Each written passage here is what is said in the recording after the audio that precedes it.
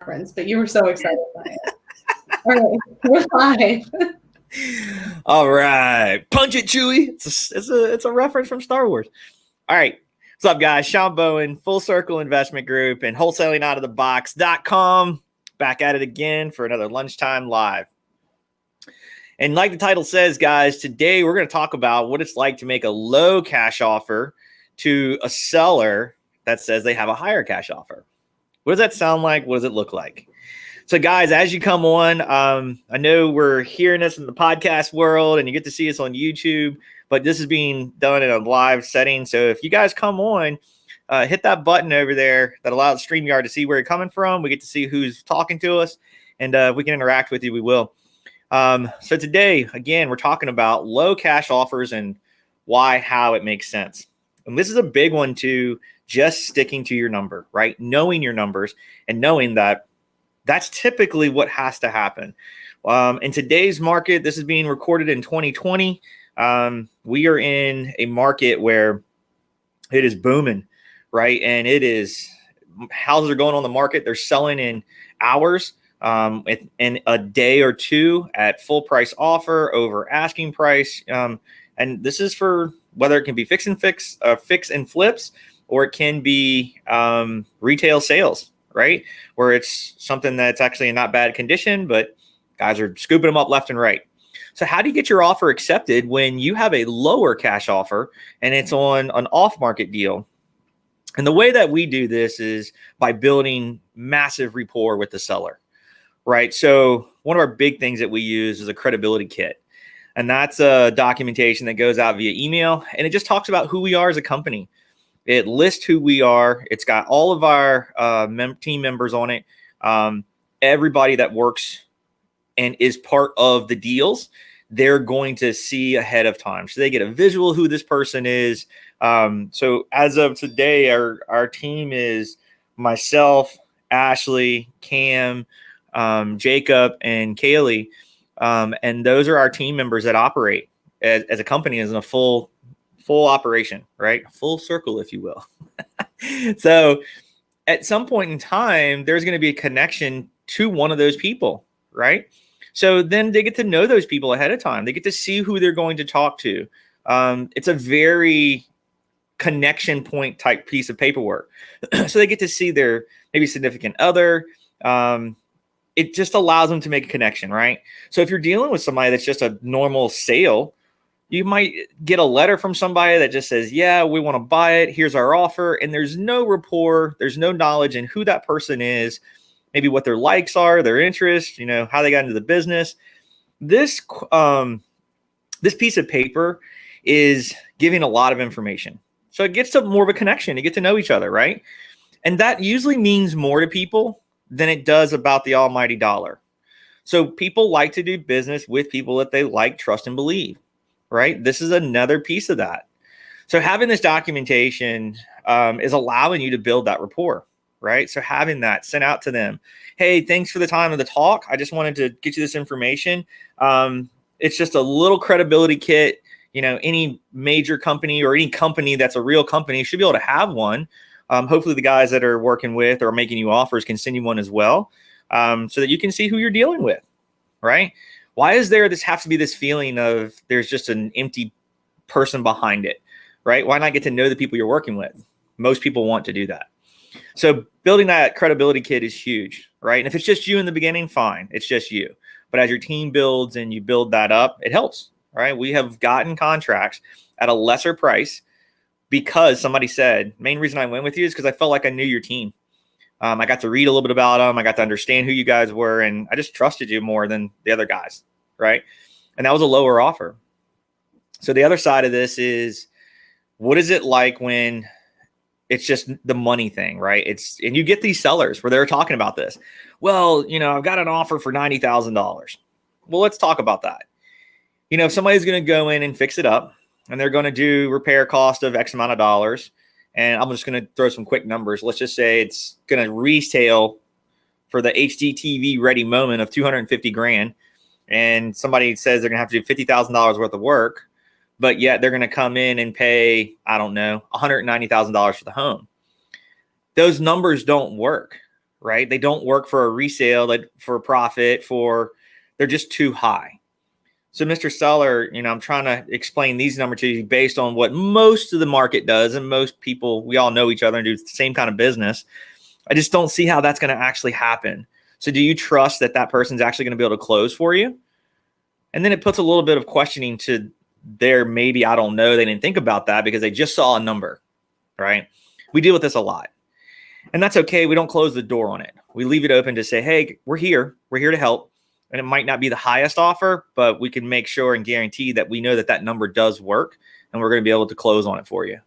So it's very important to stick to your numbers. Don't vary off of them just because some seller says they have a higher offer, right?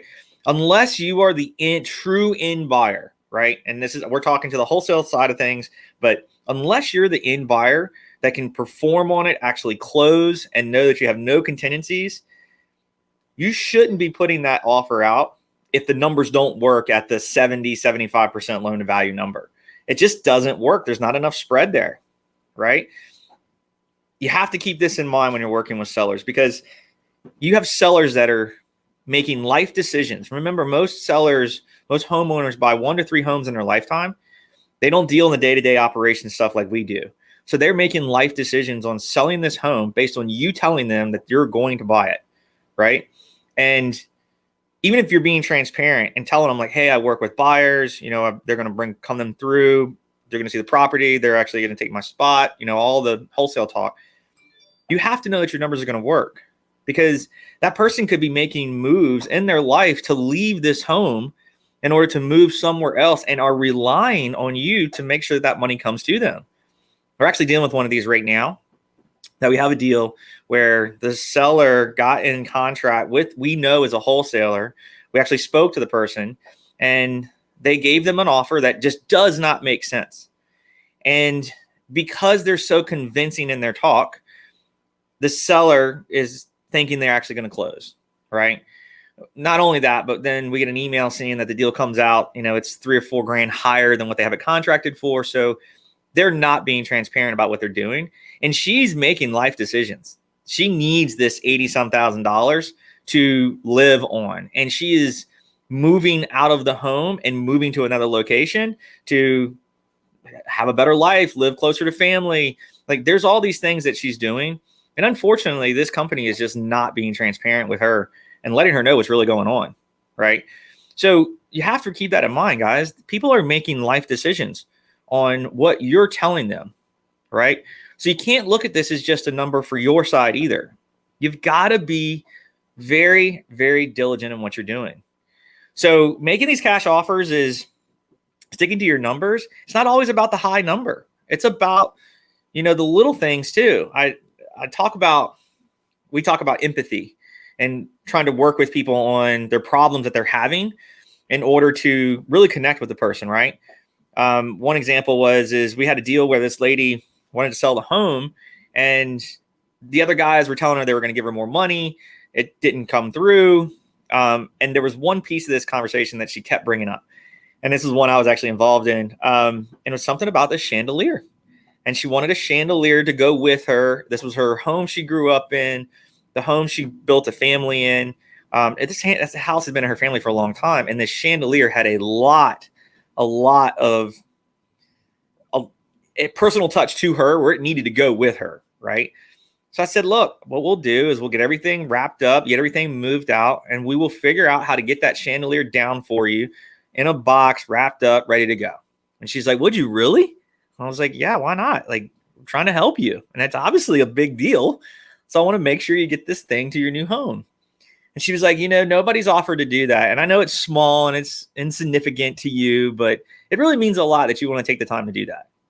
And you have to use that and listen to it to know that that's a big contingency on why you might or might not get this deal, right? So taking the time to listen to people is really important, but also caring about them. And it's not about the money, guys. Everybody does this business for money, and that's how we make a living. It's great, and it's a really good business. But you got to remember, like, you are helping people, and if you're not, you're probably in the wrong industry, especially real estate. A lot of people are making decisions, even in today's market, and it is booming. People are making decisions for life decisions. Like they are making huge decisions on moving their family, moving their lives, like changing things in order to get where they need to go because you promised them a number. And if that number is too big, then you're not going to be able to close on it. So you need to stick to your numbers. All right. So very, very important to build that rapport with your sellers. Talk about the property, explain in detail to sellers why your number is what it is. If you're not analytical and they're not analytical, you need to kind of understand how to toe that line and help them understand what's going on about why you can't pay that number. And then explain maybe why it doesn't work for somebody else saying they're going to pay that number. Okay. So again, guys, it's really important to stick to your numbers, know what you're going to do as far as making your offers, be very diligent in taking the time to listen to people and help that seller, right? It's not always about the money. Most of the time, it's not about the money at all. It's about, are you actually solving their problem and helping them get through a situation that could be pretty traumatic, or it could just be something that's minute to you, but to them, it's a massive deal. And again, they don't, we sell houses every day, all day. And if you're in this industry for a long time, you'll get through a lot of stories, but the ones that'll stick to you the most are the ones that are probably the more heartfelt ones that allow you to realize you're truly helping somebody. And I don't know about you guys, but I really enjoy that stuff. It's fun. You can't get this time back. So you spend it with sellers. And if you truly care, it usually comes out to both parties benefiting. But there's always that cool feeling when somebody closes on a home and you get that big hug or huge handshake. Thank you so much. You really helped us through the situation. These are the types of things that you can't put a dollar on, at least the way I look at it. So do good business, build rapport with your sellers, go out there and actually try to care and get somebody done with their situation instead of just caring about the number. And remember, when you back out of these contracts, if you do, you need to be very clear about why and give the person heads up. Don't go crickets on them, 2-3 days prior to closing. And then all of a sudden you just disappear. We've picked up contracts because of that. The guy said he was going to close and we haven't heard anything. And then, Shawn, I don't know where this guy went. And can you help me? Right. Because we left the door open, said, hey, it doesn't work. I get it. That number just doesn't work for us. But if it doesn't close, we're here to still help you. The number is going to be the same. We just can't get to that number. So we're here. And lo and behold, they do come back and work with you. So that'll be it for today, guys. Thanks so much for taking the time to hang out with us. Always remember, if you need anything, check us out at wholesalingoutofthebox.com. There's always podcast to listen to. We've got our YouTube channel over there, and love the feedback if you would. Good, bad, and different. I don't care. I want anything that tells us maybe you do something different in the way that you do business. So always looking forward to hearing that feedback from you guys. Again, guys, appreciate you taking the time to listen to us. As always, wholesalingoutofthebox.com. If you need anything, we're here. PM me. Talk to you soon. Later.